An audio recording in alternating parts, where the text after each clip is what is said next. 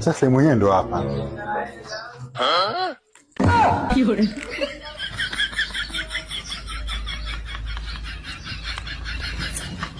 Wapo ndani wahudumu. Samahani kwanza. Wewe umeniambia tunatafuta sehemu ya kukaa kuongea.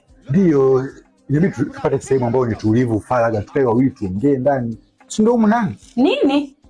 Wewe ina maana wewe hujaona sehemu zote za kukaa, si ndio? Mpaka sehemu ya ndani ya faraga. Umesema tukae tuongee. Mimi nikajua utatafuta sehemu kuna vichipsi, viudambu, mambo yetu ya Uswahilini. Unaongea hapo unachangamsha mdomo.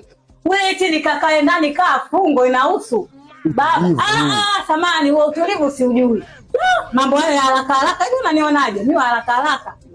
Babu, nenda step kwa step. Hatua by hatua. Si unanielewa? Naijua hiyo ndugu yangu. Ndugu, naijua. Yaani za kichwa tunakulaga. Naijua.